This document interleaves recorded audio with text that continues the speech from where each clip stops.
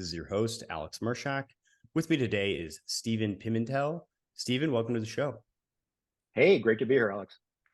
It's great to have you. And I'm really excited for the conversation that we're going to have today because we're covering a brand new work, a work that's really caught the internet by storm, has emerged as a pretty popular book in a surprising category.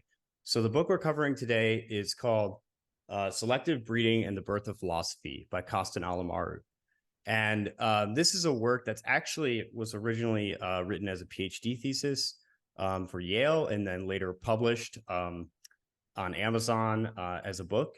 And since its publication a few weeks ago has emerged as #1 on Amazon for all of political philosophy, #3 in ancient Greek history, and 2000 top 2000 in the top 2000 somewhere around I think 1700 overall for book sales on Amazon, which is pretty incredible given the topic and the fact the category, as well as the fact that it is a PhD thesis. I mean, not many theses sell that much as popular books. So there's been a lot of discussion online about the author, about where this book came from, about the topic. Obviously, it has a pretty provocative title, Selective Breeding and the Birth of Philosophy, that raises a lot of questions.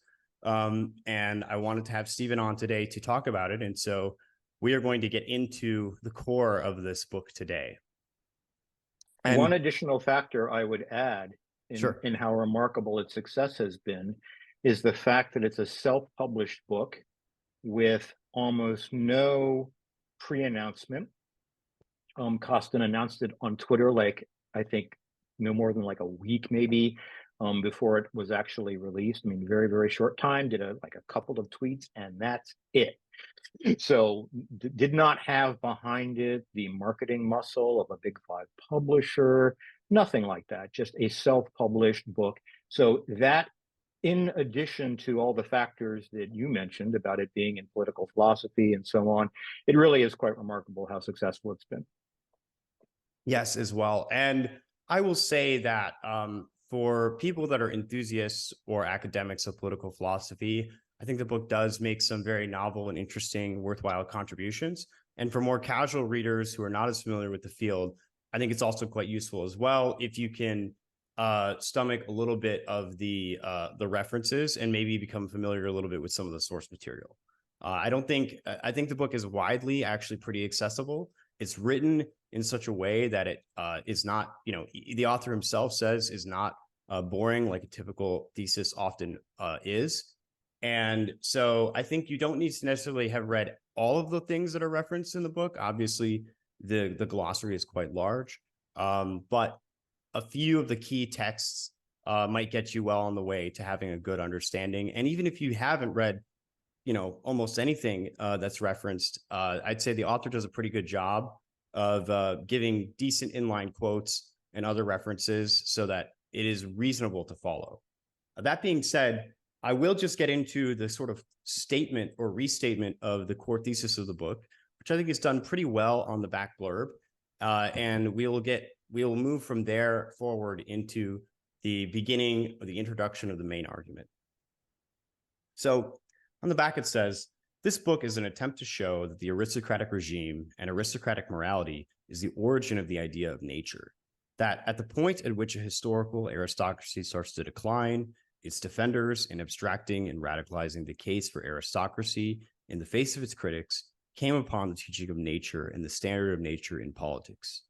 It is precisely this teaching of nature, so corrosive to all convention and all morality, that is politically explosive and that explains the deep connection between philosophy, the criminal study of nature outside the city and outside the myths and pieties of the regime, and tyranny, the criminal and feral regime of rule outside and above all law and convention. Okay, so that is, I think, actually a very excellent summary. It's restated multiple times throughout the book with different variations on it.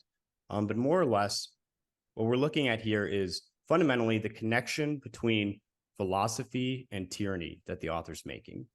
Not only that, but how philosophy in particular emerges simultaneously or in tandem with tyranny, and that the preconditions for both, that is philosophy and tyranny, are similar, and they have to do with the discovery or the advent of the idea of nature.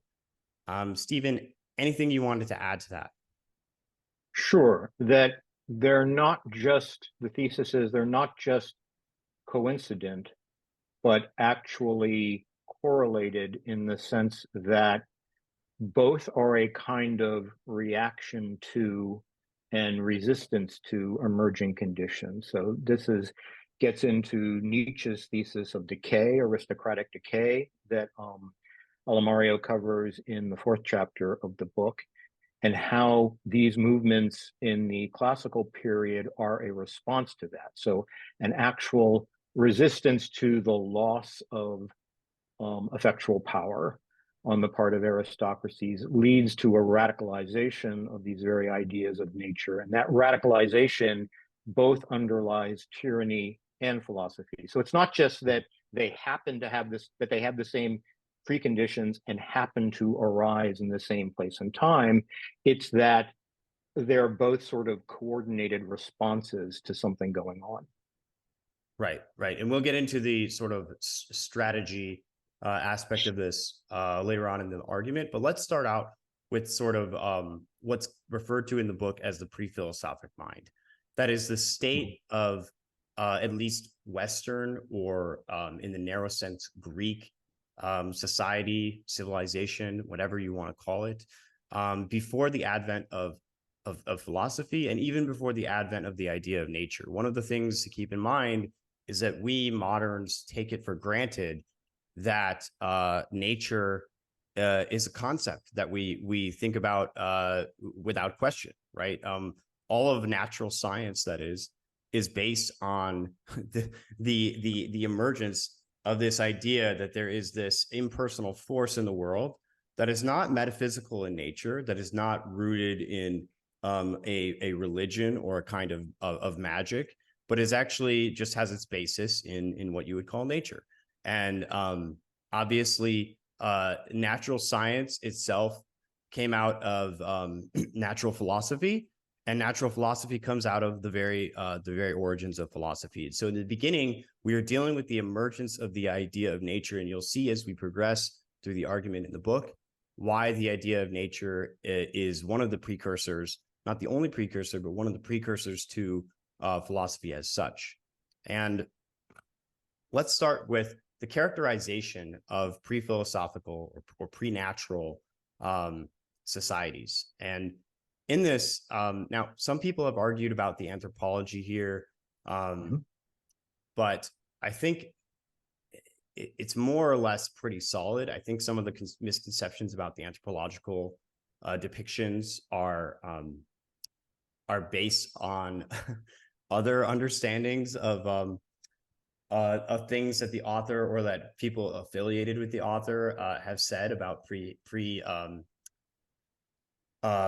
Europe and really ancient European society. But fundamentally, what he says is that early pre-philosophical societies were ruled by a form of ancestor worship, and that ancestor worship seems to be one kind of almost human universal in a lot of tribal and primitive societies, where there is a constant reverence for the great ancestors of the past, the people who lived before. And this involves as well a kind of totalitarianism, as the author describes it, that permeates the entire society. And this goes by the name of nomos. Stephen, what is the concept of nomos as articulated in this work? So generically, nomos is simply a Greek word for law, convention, custom, but it's used more specifically in a philosophic sense in contrast with physis, or nature. So that's a theme that became very prominent in the pre-Socratics, among the sophists, and then it gets taken up by Socrates and Plato as well, and they're working with it. And then, of course, physis, nature becomes like a huge theme in like Aristotle. And part of what the work is doing is tracing back the history of these things. So nomos, in contrast with nature, is sort of one layer of it. But then what he's doing is going back even prior to that philosophic analysis and saying, at the level of cultural conditions, where did this come from? Okay. And so then you're looking at a layer of agricultural societies predominantly. And this is in Europe, to include Greece, prior to, let's say, the Indo-European expansion. So, I mean, all throughout history, you've had this pattern of pastoral peoples from the steppe coming in and often conquering, often forming a layer of aristocracy on top of a prior peasant-based or agriculturally based society. So first we're looking at that earlier agricultural layer and how the kind of customs within it, as you say, are very ancestor based. From our perspective, might even look very superstitious.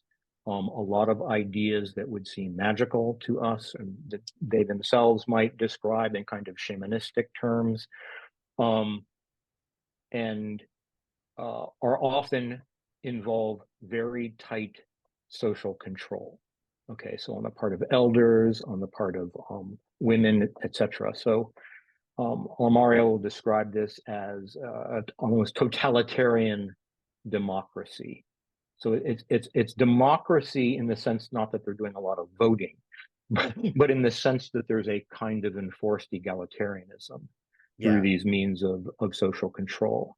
And all of this is justified by the ancestral traditions. This is the will of the gods, whatever gods happen to be worshipped, so on and so forth. And, you know, to kind of flesh out some of the pictures of this, you can go back to writers like Sir James Frazer, The Golden Bough, and he has a very synthetic kind of account of what all this looks like.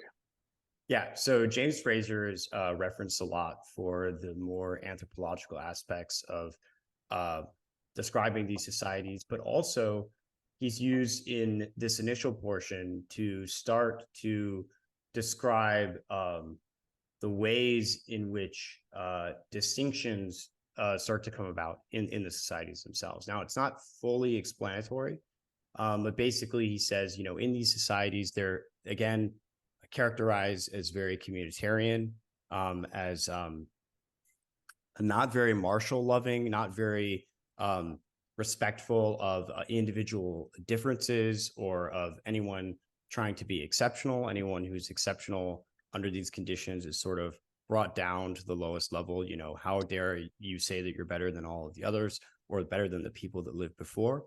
But there is a figure that emerges, which is sort of the village shaman, right? Or the magician or the priest.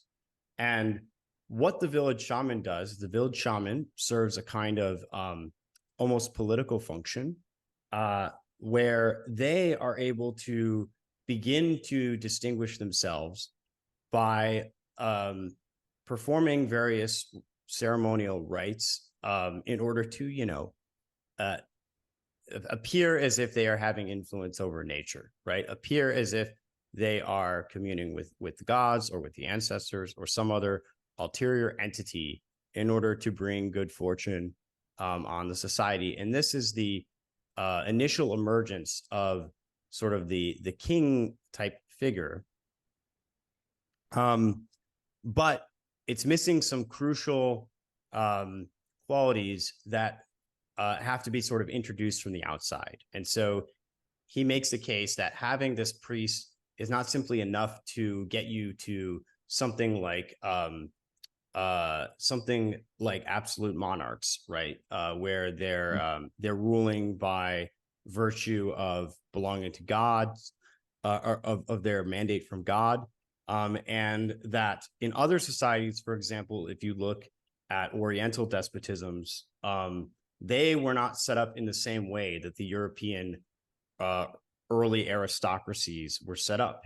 And this has to do with the invasion that we're going to get into now from the outside. And so there's a certain way in which nomos is almost like a hermetic seal. And I would say the argument put forward by the author is that the conditions for the emergence of the kind of aristocracy that we're going to get into, which is primarily a martial aristocracy, he makes the case are basically implausible endogenously, that they require an exogenous shock or an exogenous force, a literal invasion from an outside group that establishes itself as an aristocratic class in order to come about. So you hinted earlier at the pastoralist agriculturalist divide. Let's get into that because that sort of leads us down the pathway of nature and breeding, which I know everyone is interested in. How do we get there? How do we get from this agriculturalist, very sedentary, almost passive kind of society to this martial aristocracy with a concern for nature? So before we move on from shamanism, I just wanted to add one footnote about that. It's tempting to believe from our perspective that all of that was simply fake. But I would point out that there's a whole body of lore involving drugs, often psychoactive drugs, heavily involved in shamanism, and the kind of ceremonial rites that they would engage in would be often efficacious, at least subjectively. Okay, let's put it that way. So it was not simply a matter of people saying stuff. It was a matter of people actually having pretty extensive knowledge of how to do things with different plants. Kind of a side topic, but an interesting one nonetheless. There's a Siberian tradition of shamanism. There's obviously Amazonian variants.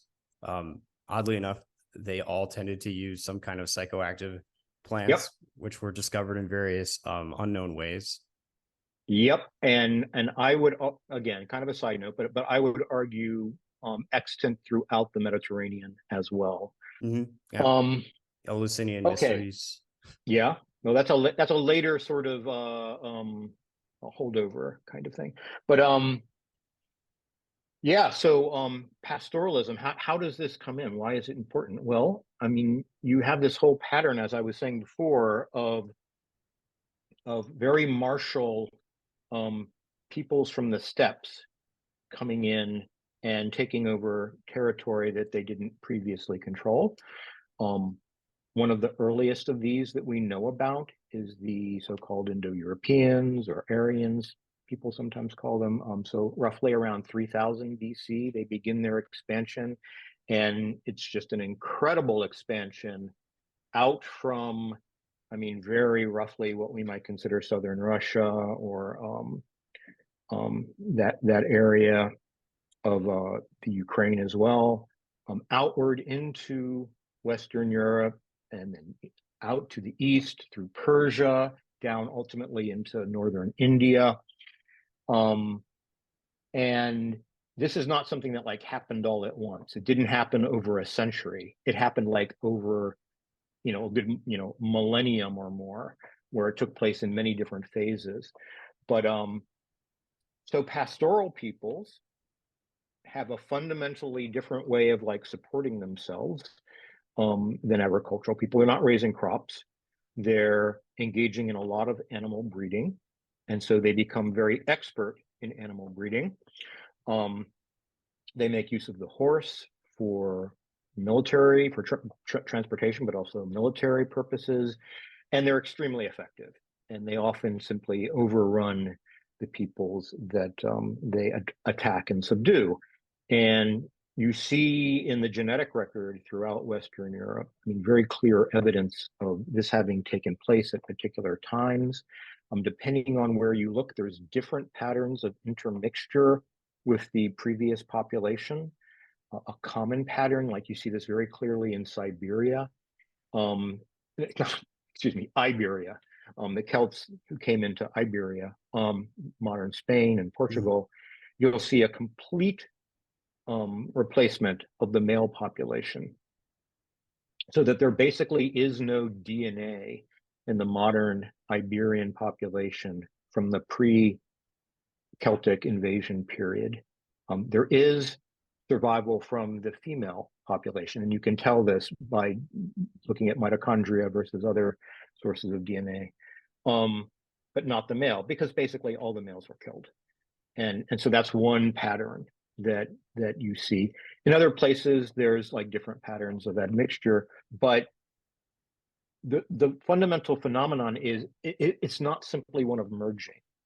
It's not like, oh, we joined the populations and now we're one happy family. It's that there's an aristocracy that's established, that the invaders and their immediate descendants form a military aristocracy, which is ruling over the pre-existing population. There's often a clear ethnic distinction. For a while, different languages may persist. The languages of the conquered people may vanish. It all depends on the particular patterns. In India, this is the segregation is so sharp that it kind of evolves into the later caste system. We don't typically see that in Western Europe, but there's still this clear distinction between the aristocracy and the previous population, where they have different ways of life. And it's this agricultural versus pastoral pattern that I think becomes really important. Right. So fundamentally, what goes on in the description of this is that the aristocratic warrior class, because it's coming out of a pastoralist society, it's very concerned with first of all breeding and and the natural differences between initially animals, but also the human as an animal, right?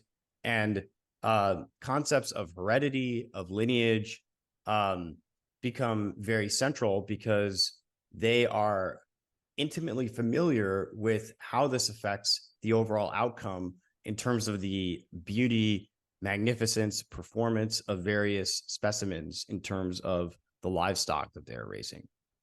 And this gets ingrained. It's important to note, this is a warrior culture. And so their focus is on military victory, military prowess.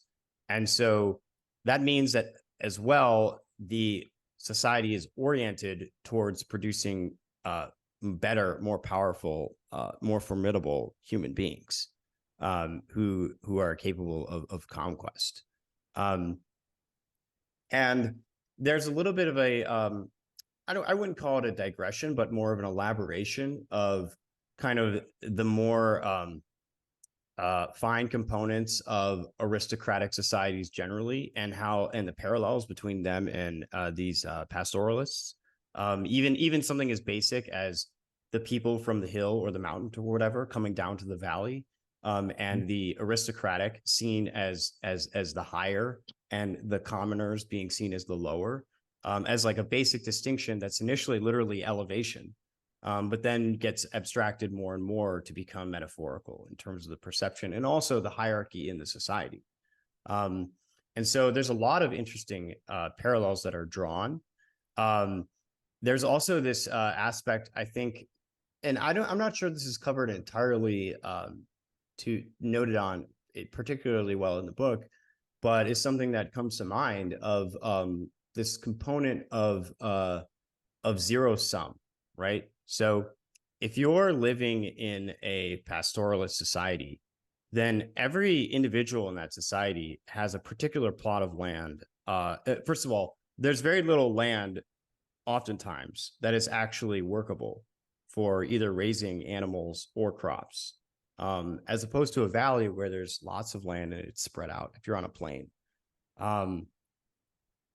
And secondly, again, there's this aspect of individual differences. If you're raising goats, there are some goats that are going to be much larger, much stronger, are going to produce much more milk or whatever it may be than others. And this is indisputable fact, and it has strong implications for your livelihood.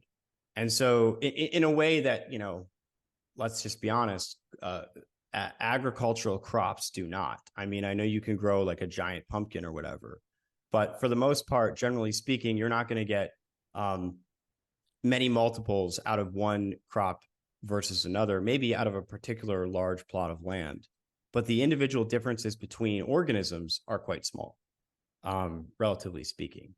Whereas the breeders, the pastoralists, have a very in-depth and long tradition of understanding the innate characteristics of the different animals, what animals should reproduce and which ones should not, and how differentially that can affect outcomes. So this begins basically the concept of nature, and we move now into an analysis of the aristocratic class's understanding of itself. So one thing to note is that there's a lot of course, historical assessment of what we perceive to be aristocratic classes or aristocratic values, of obviously what various commoners at various times, to the extent that they have any documented histories, perceived their aristocrat, their ruling classes as. But the author in this section begins to pay in particular attention to Pindar's account, the poet, specifically because he believes, or he states rather, that Pindar provides a great historical encapsulation of the aristocratic class in Greece, the Greek aristocracy, as it understood itself. And in particular, we are using Pindar to get to this concept, the ultimately abstraction and radicalization of nature, which will lead us into philosophy and tyranny. So can you describe us a little bit how we get from all these notions of pastoralism and animal breeding into the ultimate abstraction and the constitution of nature as a concept? Sure. So one easy way into this whole realm of discussion is the idea of noticing. A lot of life is about noticing, and the things you notice kind of depend on your situation in life and your own way of life. So when you're a pastoralist, the animal herds are your life. They are what is standing between you and starvation. So you have a great deal of incentive to notice what makes them thrive and what makes them not thrive. And you're doing very conscious breeding of these animals to try to get more of the ones that are for whatever you want, right? The qualities that you want. And this is where the whole notion of selective breeding comes in. And the difference between this and plant agriculture, is that with animals, the breeding is very obvious. I mean, you can see them do it. You can control which ones can breed with which other ones. Certainly in the case of horses, I mean, this is done very consciously, very consciously controlling which of your horses you breed with others. And again, you're relying on these horses for your life.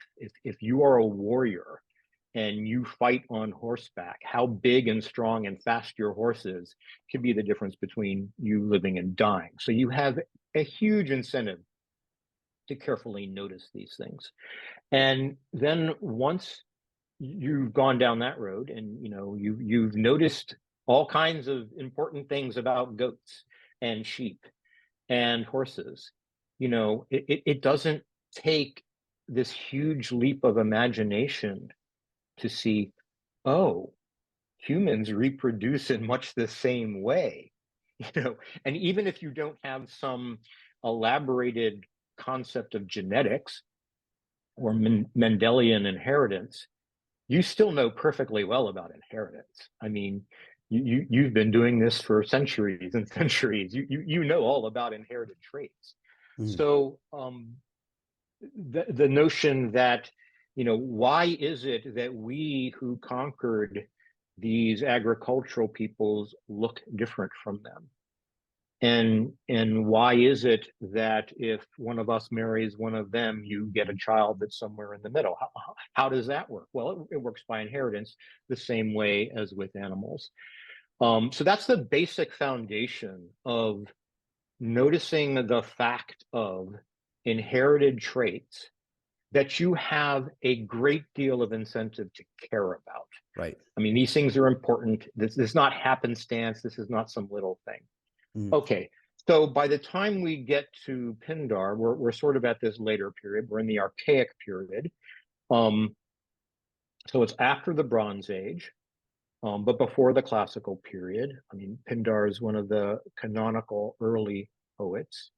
And what the book does this very, very nice job of is going through all of Pindar's references to nature, okay, to physis.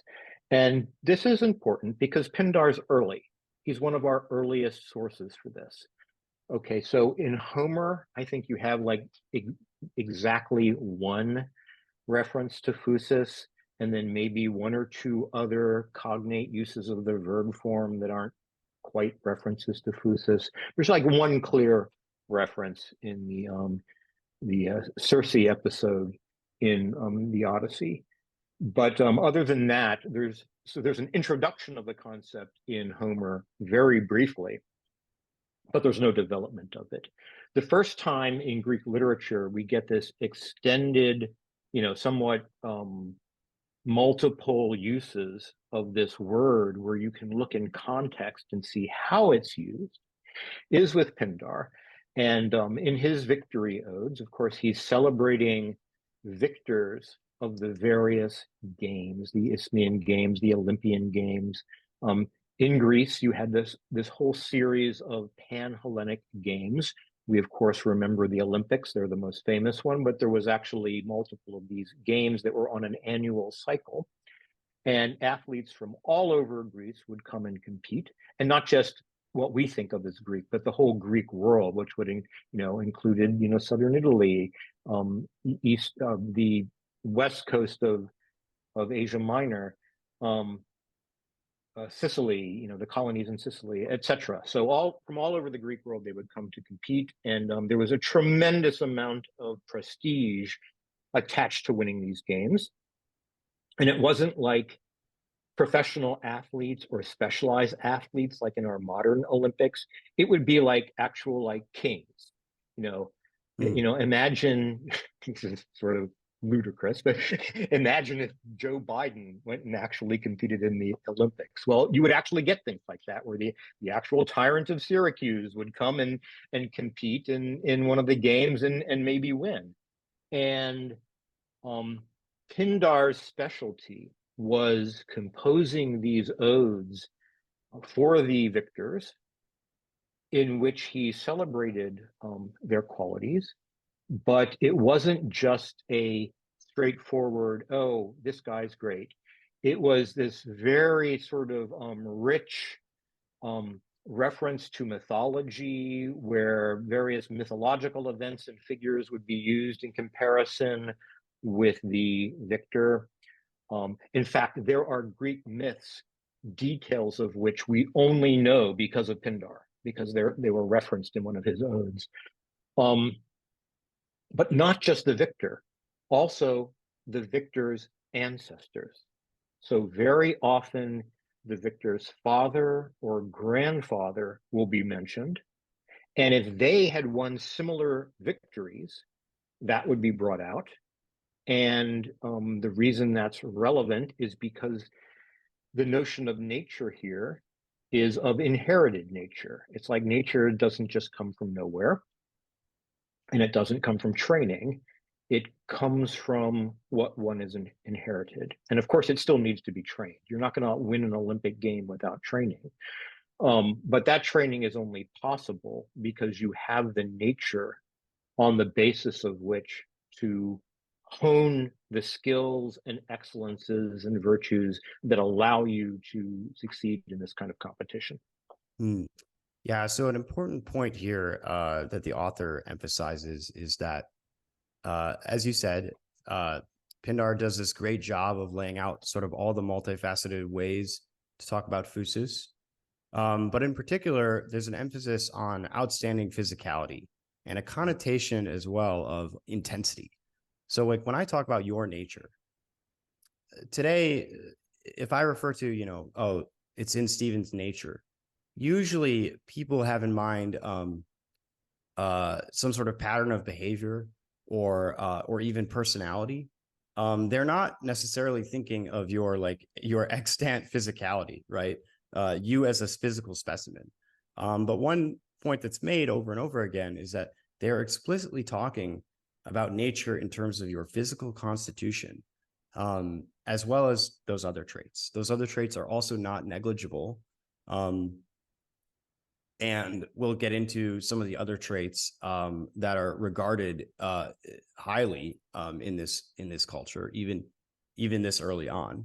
But there's an emphasis as well on physicality, and so that's important to note because we'll come back to that later. Absolutely. So in English, I'll just add, we have the word physique, which comes through the French, but it comes from physis. So, you know, people talk about as well has the same root. Same root, right? So yes, absolutely, it is physical. Physis is physical, yes. So it's psychophysical, you could say. It's both.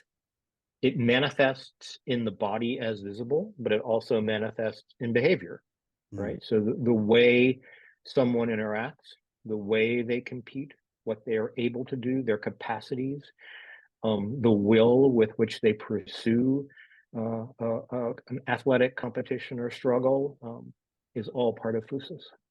Right.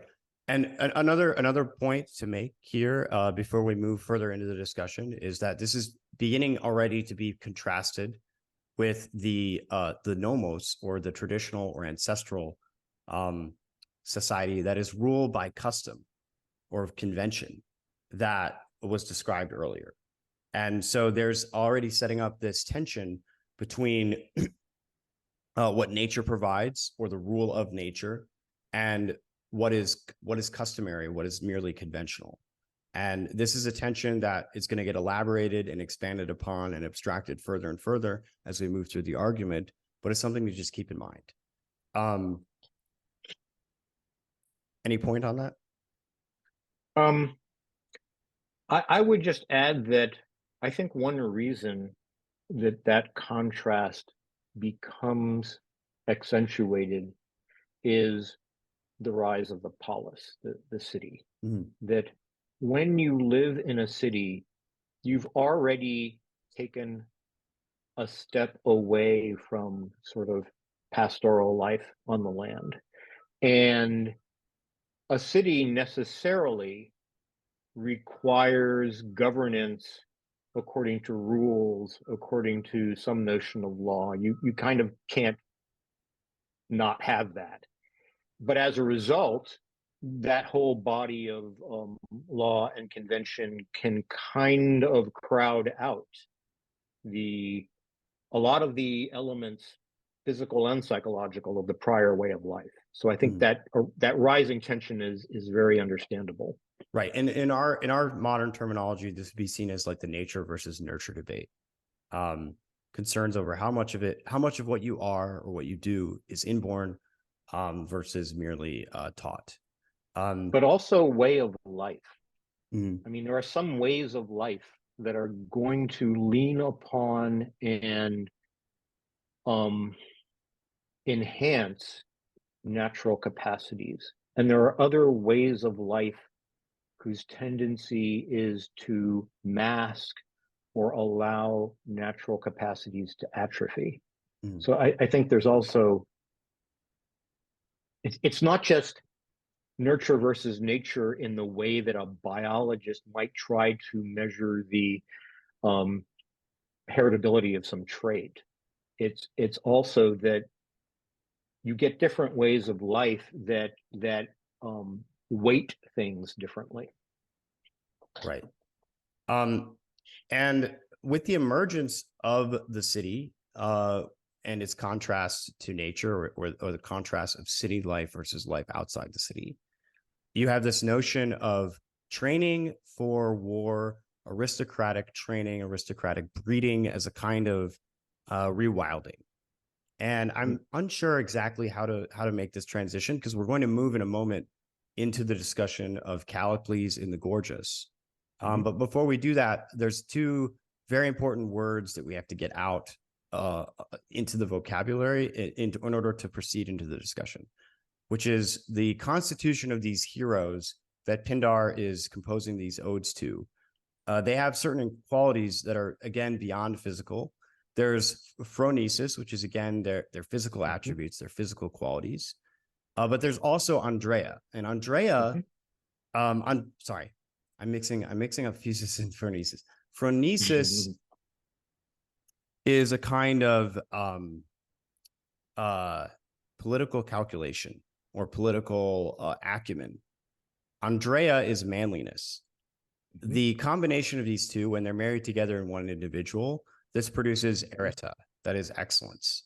And this is an important trait for both these heroes, as well as the archetype of the tyrant, which we're going to get into in the next discussion about Callicles. The tyrant is said in this passage to combine Andrea, that is manliness, or sometimes interpreted as courage, also with phronesis. Phronesis being sort of a way of maneuvering in society, a way of political calculation, but also of leading other men. And so there's your individual capacity for bravery, for courage, for strength, your personal prowess. But then there's also your prowess with regard to the hierarchy of men and the city more generally, your sort of street smarts, as some people refer them to. And these are important attributes to have. And they are, again, part of this aristocratic martial virtue. This aristocratic martial society isn't merely looking for some strong brute who's going to be totally ineffectual. You do need to have the physical component. The physicality is essential and non-negotiable, but you also need to have these other aspects that are more psychological or spiritual in nature, which have to do with your own personal courage, your own willingness to lead other men into battle, and also your cunning, your ability to protect yourself and others from being destroyed. Because again, it's important to keep in mind that in all societies, this aristocratic class is outnumbered. They're outnumbered by the masses, by the lower classes that they're ruling. They have threats from without as well as from within. There is always a chance that one aristocrat decides to defect and try to rule over all the others. And so these are sort of the valuable traits that we have. And that's important to keep in mind as well, because the tyrant sort of comes out both as a natural consequence of this program of breeding that we're laying out, but also somewhat accidentally because of certain political conditions that we'll get to towards the end of the argument. All right. Right. So phronesis is one of those hard words to translate. It's sometimes translated practical wisdom, but as you emphasized, it's wisdom with a particular social aspect. So how to work with men. So these two virtues, Andrea and phronesis, they're very much Homeric. They go right back to the Iliad and the Odyssey, where they're very much put front and center. Odysseus in particular is sort of praised very heavily for his phronesis, for his ability to navigate, for his ability to coordinate, as well as for his battlefield prowess. So and people forget this. That they remember the Odyssey and all the clever tricks and whatnot, but they forget that in the Iliad, he was one of the leading warriors on the battlefield as well. I mean, the Iliad doesn't center on him like it centers on Achilles, but nonetheless, he was no slouch in the physicality department. So I think you're absolutely right to point to the combination of these things, of these two things being, sort of the peak of excellence or virtue, and how that then carries down into the later period. Right. So that's, yeah, I think we've done a good job of sort of laying out the sort of pre-classical conditions and sort of state of both this aristocracy as well as how it contrasts with the previous societies. So let's get into now the discussion of the Gorgias, and in particular this character Callicles and his argument with Socrates. So Plato's dialogue, the Gorgias, is brought up in order to sort of elucidate this, or begin to elucidate this connection between tyranny and philosophy. And the character of Callicles is said to be, there's an interpretation of this argument between Socrates and Callicles that the author presents that sort of defies the historical understanding of Platonic political philosophy. And really what this chapter is about is this reinterpretation or revisioning of Plato's true intent, dare I say, with regard to this dialogue. So there's this character, Callicles, who's very central. He's said to be Socrates' strongest interlocutor, the secret hero of the Gorgias, and also happens to be the last argument that Socrates has. And in this discussion between Socrates and Callicles, we're not going to go through the entire dialogue or quote from it directly, but we will go over the way in which it relates to the argument at hand. Callicles is basically making the case for more or less might is right in the face of Socrates in a very unsophisticated fashion, relatively speaking.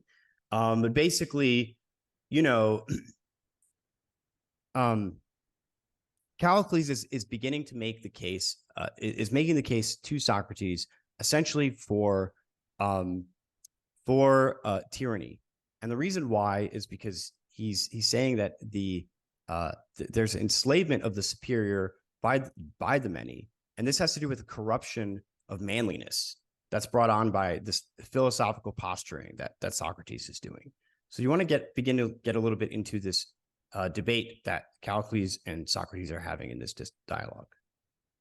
Yeah, I mean, this is fascinating. In a book that is not lacking controversial aspects, Costin's reading of the Callicles portion of the Gorgias may be one of the more controversial, at least among folks who read Plato. Let's put it that way. So Callicles is presented as a senior student of Gorgias. Gorgias is a sophist and a very famous teacher of rhetoric. He is an actual person, an actual historical figure. We know this from many other sources, and we have some of his extant writings. So Gorgias is totally real, even if the dialogue is, somewhat fictionalized in ways that are hard to determine, as with many Platonic dialogues. The character of Callicles, we don't know if he's actually real or if Plato just totally fictionally made him up. I don't think it matters a ton, but he's basically presenting a radicalized version of a position of a pre-Socratic sophist position in political philosophy. And he's kind of presenting it full strength, head on, no dilution. Here is what I believe, and he's pressing Socrates on this. And the position is basically, it has many different descriptions, but one description is of natural right, that it is natural that the strong and the best should rule, that those who are, most competent, where competence can be reckoned in multiple dimensions, rule by right. And, I think many people, there's a whole tradition of reading this and kind of like clutching your pearls and saying, oh, isn't this horrible? Isn't this terrible?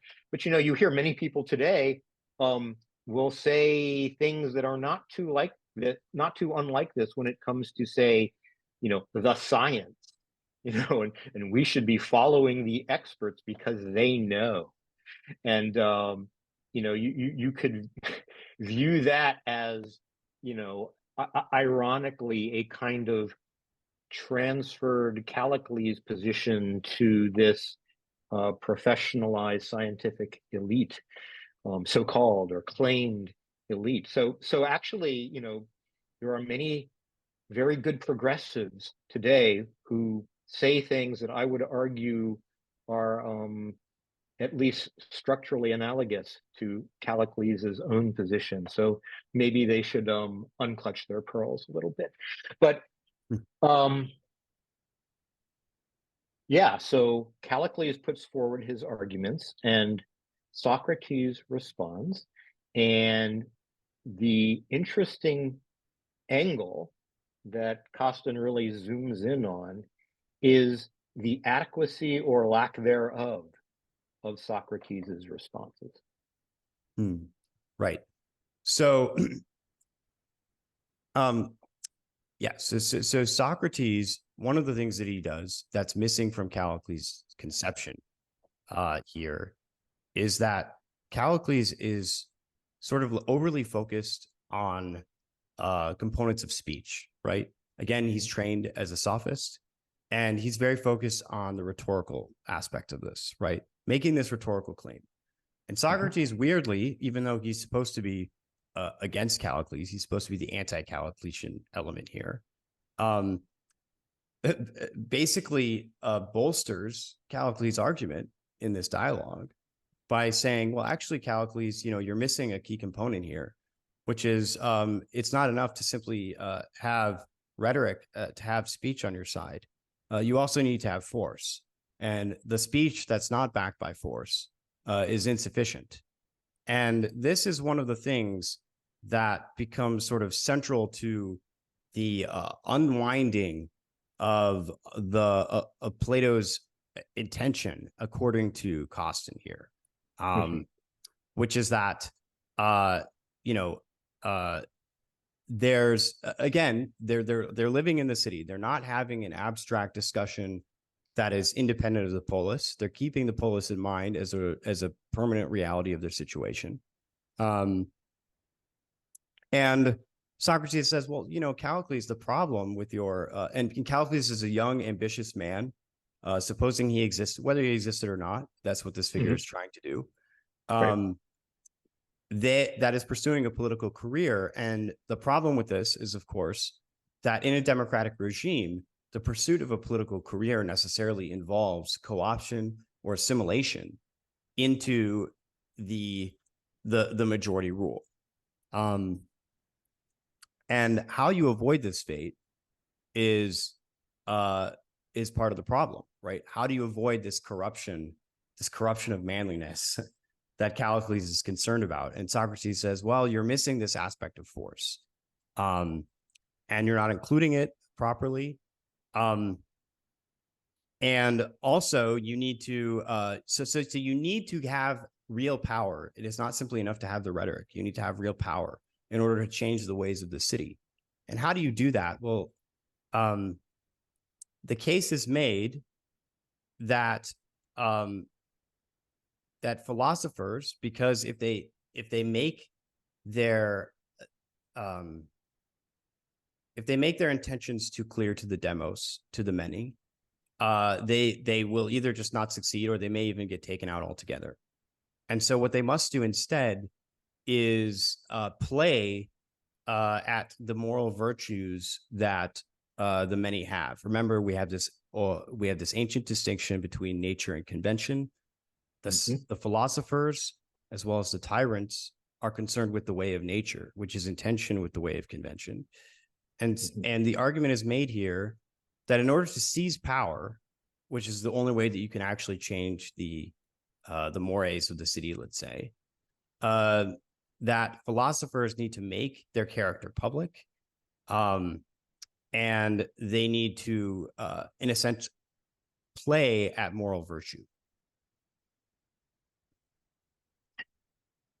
Yes, which is so I'm not sure how much you want to step through the argument, but the conventional, so kind of the flip that goes on here is the conventional reading is that Socrates refutes Callicles, eventually like shames him by compare. If I may just interject. Okay. Shame is a crucial component here, because shame is what keeps the, let's say, more excellent individuals in the society in line. Shame becomes absolutely central in keeping down the higher types of all societies. Okay, proceed. Yes. And then Callicles at some point ceases to respond, ceases to participate.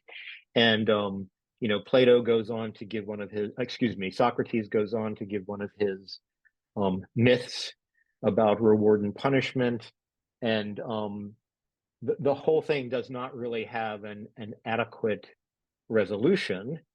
And one way of reading that, the way proposed, is that in fact, rather than holding the position that, well, clearly Socrates is right and Callicles is wrong, which would be sort of a conventional reading, that in fact, what's being indicated through the dialogue and the kind of almost deliberate inadequacy of Socrates' response is quite the reverse.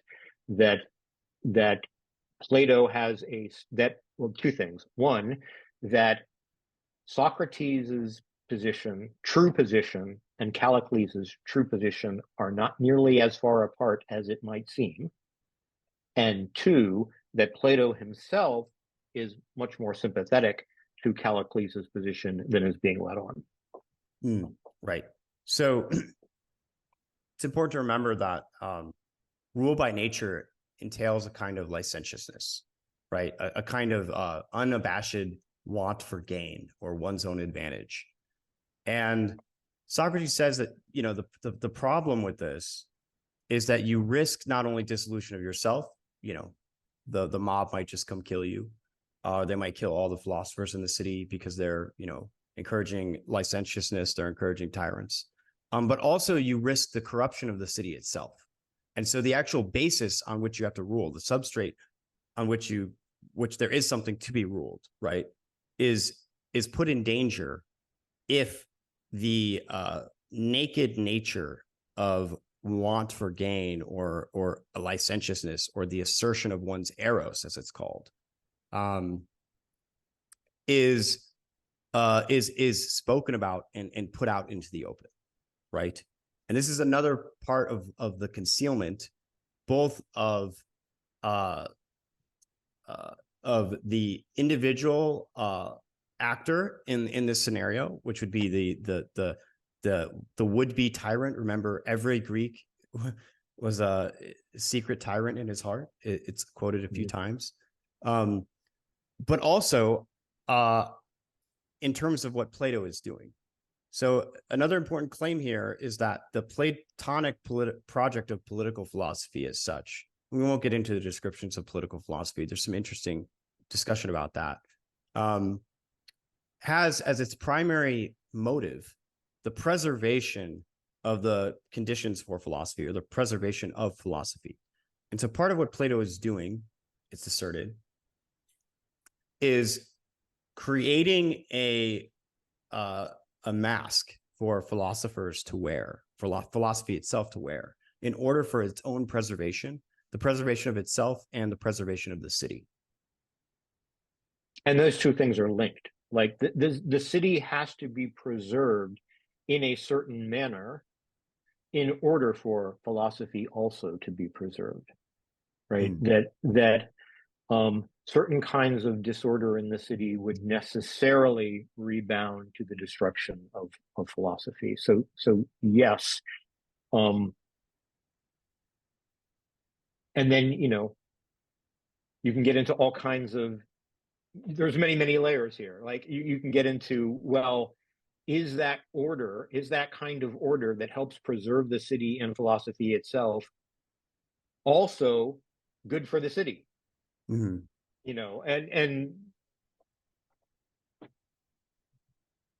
right. So another work that's referenced in terms of fleshing out the revision of Platonic political philosophy is Hippias Major, which I'm not so familiar with personally, but it's another crucial piece for this, because this is where you get this rhetoric of the philosopher, in which the philosopher establishes himself as not the corrupter of the city. Remember, Socrates is put to death for teaching would-be tyrants, right? For being the instructor of the tyrants who tried to put down the democracy, among other things, corrupting the youth, belief in false gods, etc. But where the philosopher repositions himself in a very sly move as the gatekeeper of virtue, right? As the paragon of virtue, as the moralistic teacher of the society. And this is how Plato, in Costin's view, creates a kind of nature preserve, a freedom from the constraints of the city for the philosopher, by branding the philosopher as actually a spiritual, almost quasi-religious figure, which then actually becomes our sort of common conventional interpretation of the history of philosophy, which is that the philosophers are here to teach us the way of the good life, to kind of give us moral instruction or guidance and so forth. And Costin is making the quite radical claim that all of that is actually an artifice, a construction by Plato in order to preserve philosophy from destruction. Right. And so the latter is I guess we'll get to it in chapter 4, but the latter is Nietzsche's interpretation as well. So one way of putting the claim would be that Plato's whole valorization of Socrates, his whole project of building up this body of literature, this body of almost poetry, you could say, around Socrates, and holding him out to be this, great witness, this great sacrificial figure for the truth and the quest for the truth, is itself part of this effort to communicate in a way that allows nature to be preserved for the philosophers. And I guess we should move on to Nietzsche. There's a way in which this strategy ultimately backfires, or at least becomes outdated, you might say, which has to do with the argument that Nietzsche makes. Nietzsche is concerned, as Plato was, with the destruction of philosophy, and views it as imminently in danger. And ironically enough, and I think this is a little bit harder to parse, and so I want to be careful how we step here. It's said that the way that the reason Plato constructed this whole world for us was as an emergency measure, right, to preserve the conditions of philosophy. But that then, by the time Nietzsche comes around, millennia later, philosophy is again in danger of permanently being stamped out from the world. And so Nietzsche comes up with an emergency measure of his own, which is sort of to undo all of Plato's all of Plato's constructions. But there's an important point here to make, which is that that it's not simply Plato himself who made the error. There was also unforeseen circumstances which have to do with the introduction of Christianity. So how does the introduction of Christianity change this dynamic that Plato set up for us? So I think there's two levels here. And you're right to point out that the failure Nietzsche diagnoses took place far, far earlier than Nietzsche himself. I mean, he traces it back to antiquity. Okay, so you really have a twofold failure. One is sort of endogenous and one is exogenous. The endogenous failure is simply that, one way to put it is any strategy that relies upon a message other than the truths that it's actually based on runs a strong risk of your successors losing the joke and taking the exoteric message as the true one. And so the thing simply corrupts into its exoteric message. And that's kind of an endogenous risk. And I think that's a basic fact about the evolution of institutions that perhaps Plato could or should have foreseen, but perhaps didn't. The other element is the one you mentioned, is the introduction of Christianity. And of course, Christianity takes over to a large extent Platonism as a kind of favored philosophy, but then proceeds to integrate it into Christian doctrine. And this is a very complex process. It's not like this happened in 1 year or even 1 century. I mean, there's a whole development of Neoplatonism in late antiquity, which is itself not Christian, but it's typically these later Neoplatonic forms that get taken over. And initially within Christianity, there's a lot of conflict about the role of philosophy and whether it should be used and whether it can be used. But as time goes on, and that's a complex story unto itself. But as time goes on, you get figures like Augustine and others who put a very great deal of effort into further integrating it. And so some of the, let's say, tenets or tendencies or conclusions or attitudes of Platonic philosophy become absorbed into and used by Christian theology. But this, of course, then puts an extremely different face on things. Nietzsche referred to Christianity itself as Platonism for the masses. And there's many aspects of that we could delve into, the otherworldly focus versus a this worldly focus, etc. But suffice it to say that the end result is something very different from what Plato would have been envisioning or intending on Nietzsche's interpretation. Correct. Right. So Nietzsche helps us diagnose sort of where things went wrong in that twofold way that you described, as well as draw out this identity. And I mean identity in like a very strong sense. I mean, literally, like you can almost put an equal sign between tyranny and philosophy. This is the case that Costin is making. And that's partly why this book is so, I think, shocking, I would say, to many. And why, it might have, we'll see, it's to be seen, but it may have some really strong reverberations in the world of political philosophy, given that it's sort of out. I mean, it's been out since 2015, but it's gotten so popular now that I think the argument is kind of unavoidable.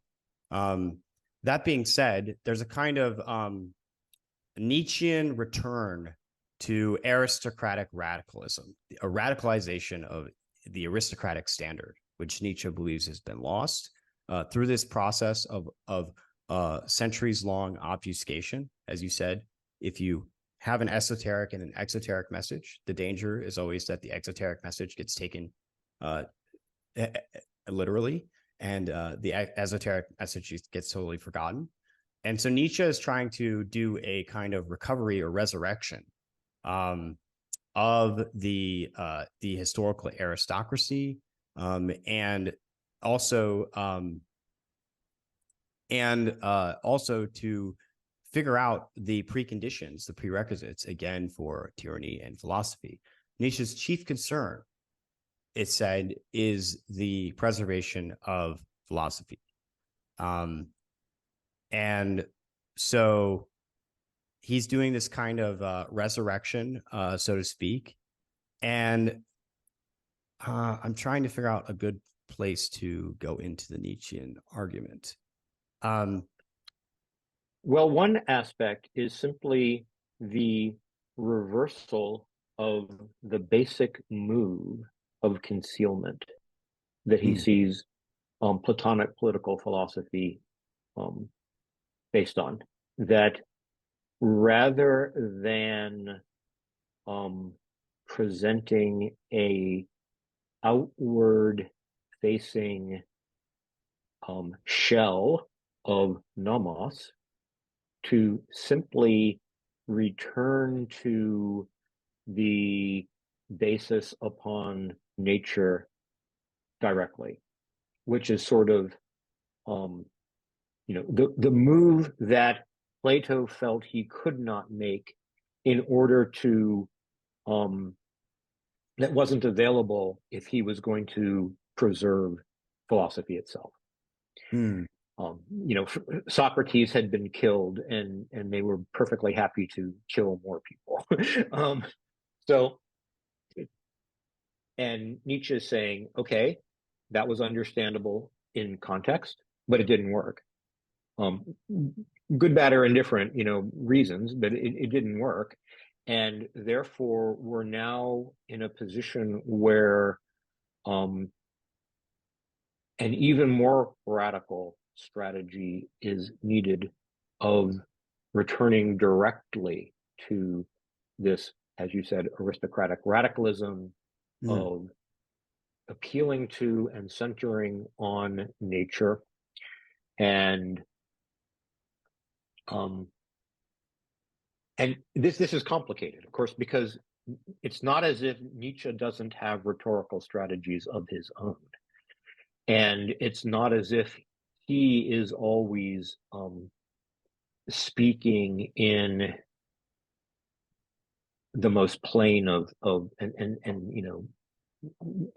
the most plain of manners calculated to be easily understood. But the kind of difference is that, to the extent that there's any esotericism of Nietzsche, it's not a matter of I say one thing here and a different thing here.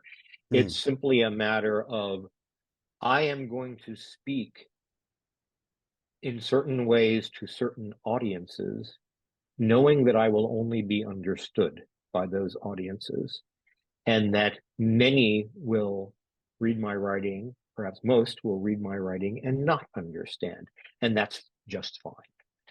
That's just the way it is. Those who can hear will hear, and so be it.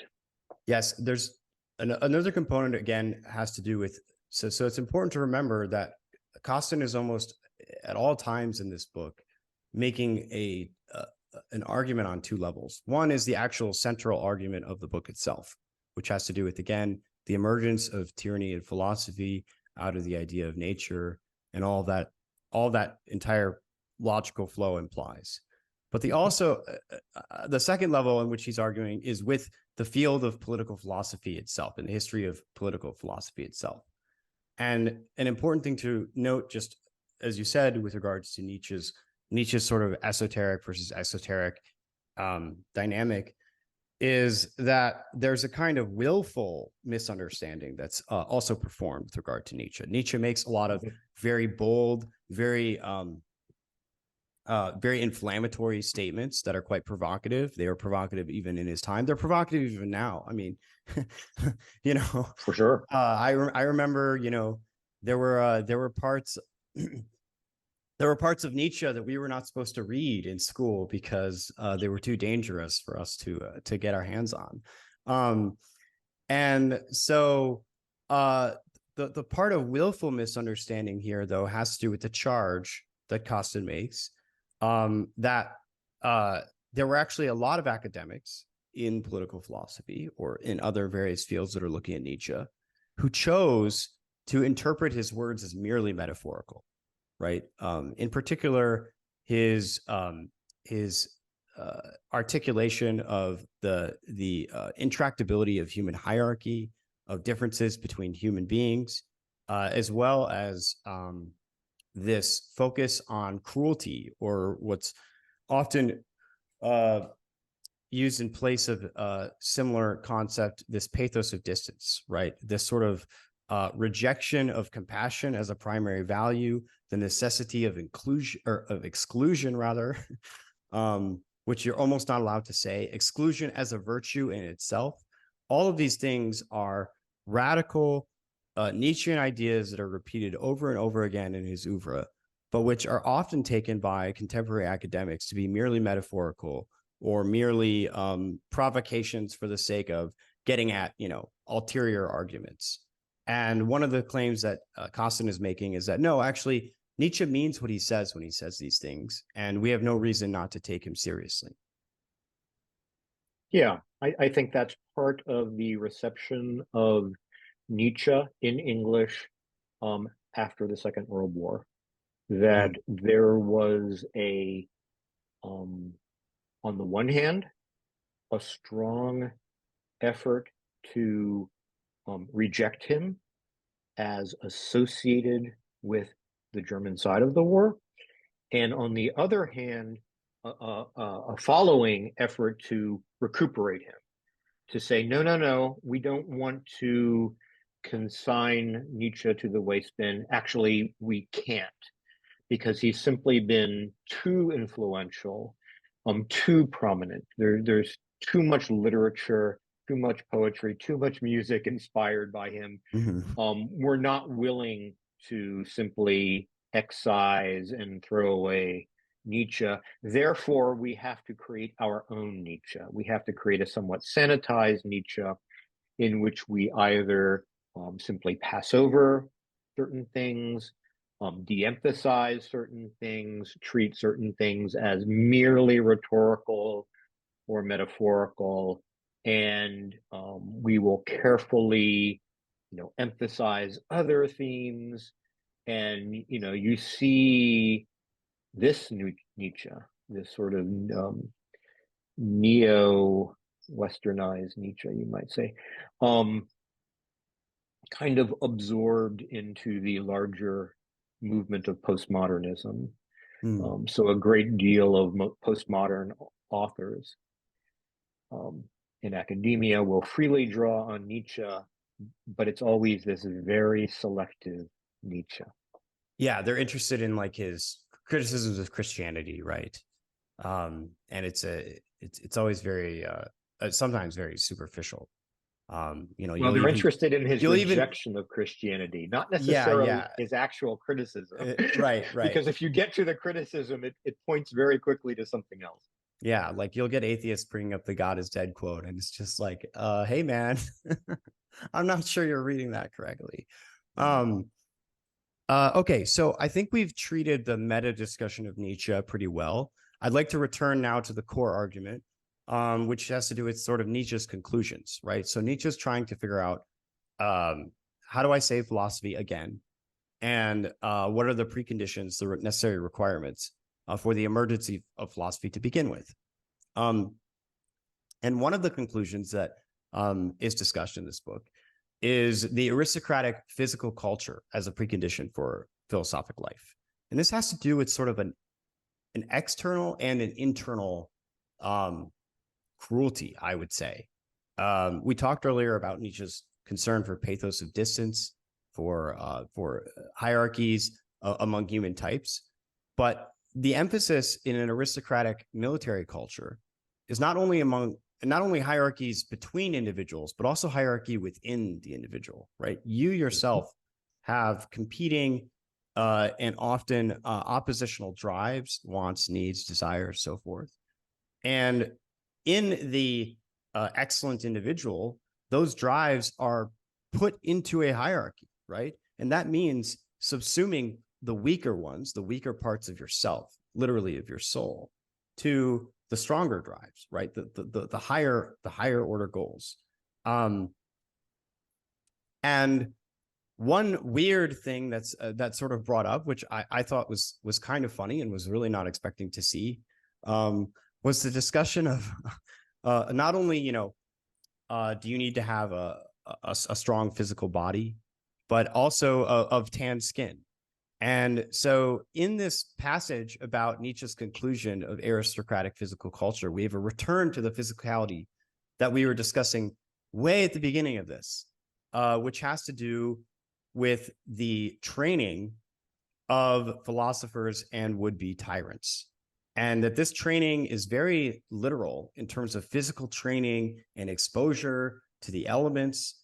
And that this training is integral to not only just actual preparation for war, but also to training the mind. And in fact, there's even a passage that's brought up where a warrior is praised as more of a philosopher than the learned man, because the learned man merely has propositional knowledge, education. They've merely learned the ways of the nomos. But the physical man, the virile man, actually has entrained in his body and constituted in his body the principles of the aristocratic ethos. So how does Nietzsche bring us back to this connection to physical culture? So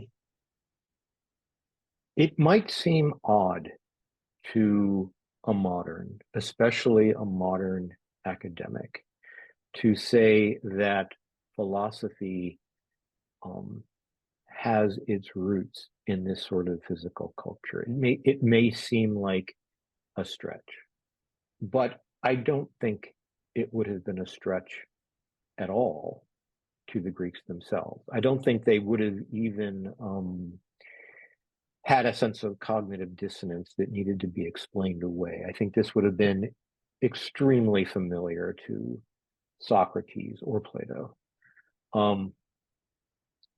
Socrates was a hoplite in a very successful hoplite, and helped put down the tyranny, for that matter. Well, that was later, but in the Symposium, there is a passage where Alcibiades is recounting how Socrates saved his life in battle, and his praise for Socrates as a warrior who came in and saved him from certain death during a particular episode of combat. And Alcibiades himself is no slouch as a military leader and general. This was sort of his forte. So when Alcibiades says that about Socrates, and he's not like trying to butter up Socrates, he's not like trying to flatter him or something. In fact, he's sort of bitter towards Socrates. But he says, hey, this is how it was. This is what happened.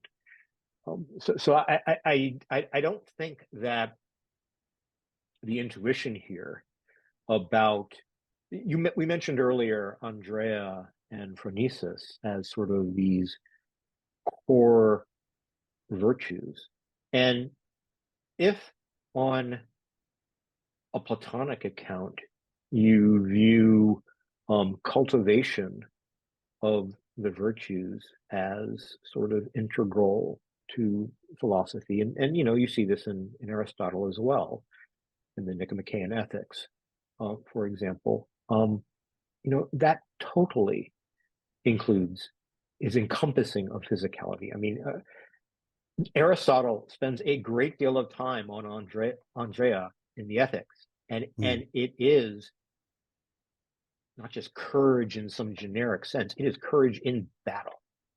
And there's even discussion of whether this can really be known, whether this can really be tested outside of battle, or if it is only in battle that this can really be grasped and known and seen.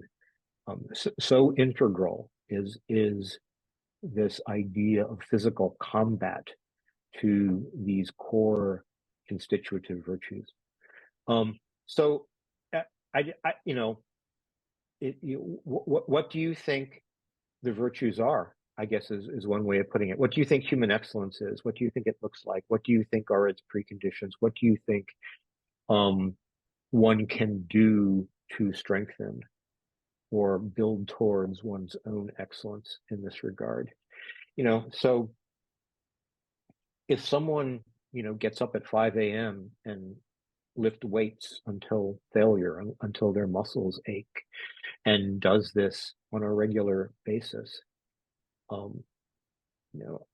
don't think the determination and the willingness to work on oneself in that manner is unrelated to how one shapes oneself through study, whether it be learning Greek, reading Plato, or anything else. Another component of this is, again, preparation for war, which I think a lot of us moderns are have a difficult time relating to, because almost none of us, at least in the developed world, are face the prospect of war coming to our door anytime soon. But it was omnipresent, and a component of this that is discussed in this last chapter, really. I mean, there's a part after this which we'll get into briefly, but this is really the last substantive chapter. Has to do with the type of regime that emerges as a result of this omnipresent danger. And it is this omnipresent danger that sort of puts the evolutionary pressure on, I would say, to cultivate these excellencies, both in oneself as an individual, as well as the culture more broadly. And so it's important to remember that there has to be a danger somewhere in order to really kick into high gear the parts of you and the parts of a culture that would be necessary in order to raise up this aristocratic militarist culture. And the reason I bring this up is because we're going to get into sort of the closing sections of the core argument, which have to do with the unleashing of aristocratic power from moral constraints. So remember, there's a kind of moral deference that is part of the Platonic project of political philosophy, and Nietzsche is trying to unshackle us from that. But there's an important sequential element to this, which is that there actually has to be a right time to do so. It's not simply enough to decide one day we're going to start, doing away with all these moral pretensions. There is a lifespan of regimes, and there is a right time for the right kind of philosophical disruption, I would say. And in particular, what I'm getting at is this notion of of an aristocracy's decline, or of a regime's moment of political weakness, right? And so Nietzsche is writing at a time where he sees the European aristocracy, the European elite project, as beginning to fall apart. Maybe it's already fallen apart by the time he's writing, but it's at least weak. And the political situation is also weak. And the birth of philosophy and the birth of tyranny comes out of this, really, I would say, opportunity. So let's talk a little bit about the window with which, the narrow window in which to reestablish traditional, and I mean that not in the sense of nomos, but the traditional aristocratic virtue. So a fundamental question always is, what time is it? And I don't think Nietzsche believed that his time was the moment um, for the rise of some new aristocracy. I mean, I think everything you said about the decay of the existing European elites, I think that's exactly correct. I think that is what Nietzsche saw, and I think he was correct to see that. But he also talks about how it might be well into the future before something new can really arise. It might not be for a century. It might not be, for a very great deal of time, and that's simply because the present conditions um, may not be there. And I think that's right. I think technology has a lot to do with this. So Costin doesn't get into technology much in this book, but there is a whole discussion to be had about the relation of technology to these things and how it transforms lived situations to make possible certain things or not in terms of the ways of life that are supported. It could well be that our present regimes, however weak and decayed they are, still have enough hegemony to prevent the rise of something that would worthily replace them anytime soon. And this is not me trying to black pill everyone or anything, or white pill. I mean, depending on where you're coming from. But it's simply an observation that regimes can be very sort of decayed and dysfunctional in many ways, and yet still have quite a strong grip for quite a long time. Yeah. There's the famous line about there being a great deal of ruin in a nation, and it may be that the West has a great deal of ruin in it. Right. So it behooves us to know what time it is. I will say that there's a nice little Easter egg in the introduction about why this thesis came out when it did. Remember, this was originally published in 2015, which is quite some time ago. And even then, he makes a note. It's literally one line about the advancements in genetic technology. And actually, I just spoke with Steve Sue, who runs Prediction Genomics, about this exact thing: family planning, embryonic screening, various genetic technologies that are coming out. And it's important to note, I'm not going to dwell too much on this point because it's a little bit odd and I think a little bit difficult for a lot of people to grapple with. But if you're interested, read the book that Costin makes about where the leader, so to speak, or really the tyrant, might come from, right? Because he says, Nietzsche's concerned with the preservation of philosophy, but the preservation of philosophy for its own sake is not what he wants. What he's really after is the preservation of philosophy for the arrival of genius, right? For the preservation of high culture and for the production of genius. He wants the genius. The genius, again, is the man with Andrea and Phronesis. But Costin goes into a little bit of a discussion about how this type might come about.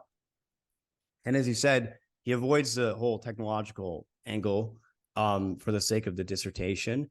But he does say that there's this opportunity for almost an accidental type of this nature to come out of a crossbreeding of races. That is, individuals who don't come specifically from one ethnic group or another, or one culture or another, but are actually a combination of the two. And the reason for this is a little bit odd. It's not some sort of hybrid vigor argument. It doesn't really have a particularly genetic basis, at least in the way that it's presented in the book. But it has to do with the inner tension in the soul of an individual who is caught between two worlds, and what that individual has to undergo in a psychological or spiritual way in order to actually overcome their potential. Now he notes that, oftentimes this isn't going to work. Someone just, comes out as they are and they're just like a normal person, or they're mediocre or worse. But he does say in this last section of the book that this is one potential avenue by which a higher type might arise out of such an individual who has this inner conflict and finds a way to resolve it. So I just wanted to leave that as a sort of exploratory puzzle for the reader. You can go read the final chapter and get his exact words on that. I will let Costin speak for himself. All Napoleon was a Corsican, so right. Who knows? Yeah. Yeah, and on the genetic technology advances in genetics, which have been very rapid in recent years and will continue to be, that's certainly one dimension of the technology that I had in mind. Right. Yeah. So I think that's maybe an entire book in itself. The genetic technology and the rebirth of philosophy. The rebirth of philosophy. Yeah. Sequel. All right. So I think it's time now to get into the last section of the book, which is really more of an appendix of sorts that has to do with the Strauss-Cohevi debate. Am I pronouncing that correctly? I think so, roughly. Yeah. And I'm personally not familiar with these letters. I've read Natural Right and History. I talked to Michael Millerman some time back about Strauss. We did a whole episode on it. I've read excerpts from On Tyranny, but I'm not familiar with this particular exchange. And basically, it has to do with this debate between Strauss and Cohevi. It's important to note that in the very beginning of the introduction, Costin uses a quote from Cohevi. And in this articulation of his position on Strauss and Cohevi, he seems to be taking Cohevi's side in their arguments relating to philosophy and its relationship to nature. Do you have any words you want to say briefly about this sort of last segment? So On Tyranny, not just the initial piece by Strauss, but the entire collection of letters that went back and forth is very well worth reading, very well worth study. It is quite subtle. It gets into, if you're interested in the whole issue of globalism and world government, that is very much implicated in the mix on Cohevi's side.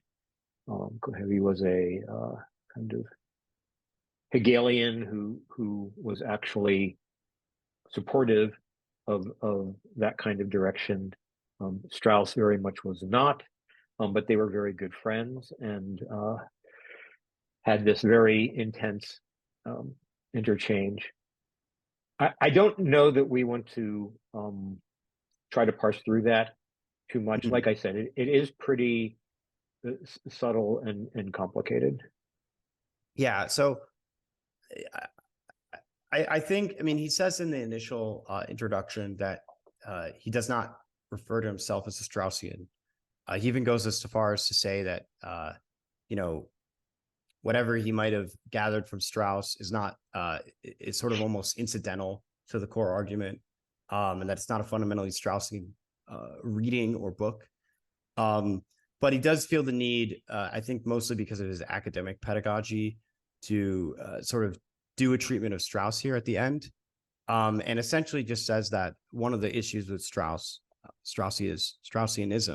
or the Straussian project, is that it doesn't deal fundamentally with the emergence of philosophy. Really, it's just sort of continuation in pedagogy, right? So Strauss is concerned with preservation of classic political philosophy, the ability to continue teaching it, and in a way, he has to make certain sacrifices in order to allow that to happen. And so we can speculate about what that might mean. Maybe it involves a kind of corruption of the actual message. But you have to remember, Strauss is writing basically for, Cold War American philosophy departments. And really trying to preserve the classical tradition in that context. Strauss is a complicated figure, and I would it's I think it's good to be careful about trying to offer broad interpretations, because he is pretty subtle himself, and it's easy to get things wrong.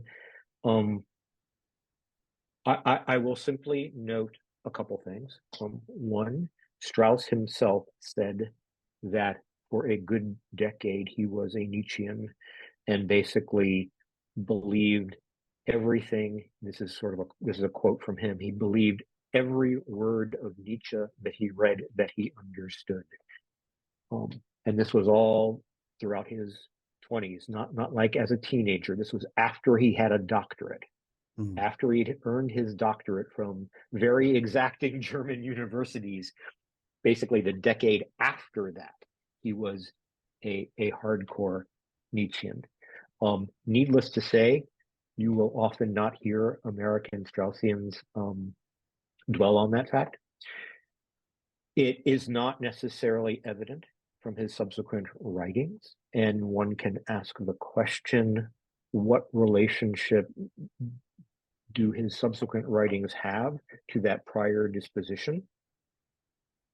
I think one thing that is clear is, and this, Heidegger comes into this as well, is Strauss himself was a Jewish refugee from Germany in World War II, and got out, went initially to France, then to Britain, then to the US, and spent the rest of his life in the US.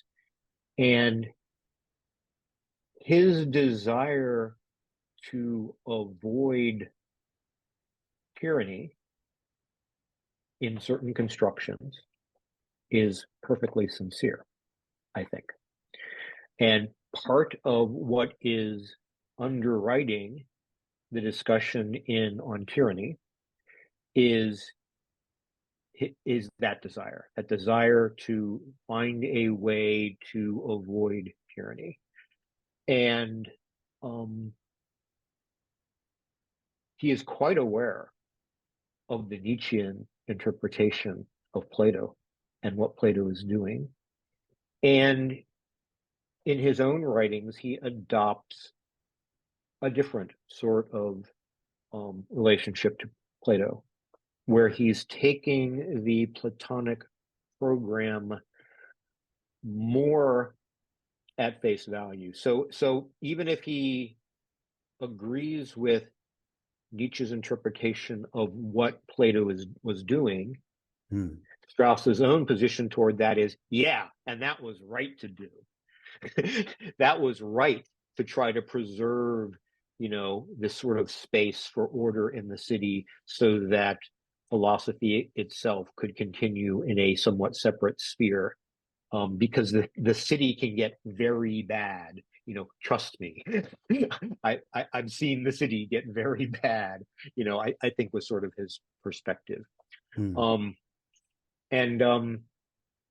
So in a way, he's taking some of Nietzsche's insights, but then going in a different direction and saying there is quite legitimate reason to want to preserve good enough present orders, whether that be liberal democracy in the 1950s or whatever that might be.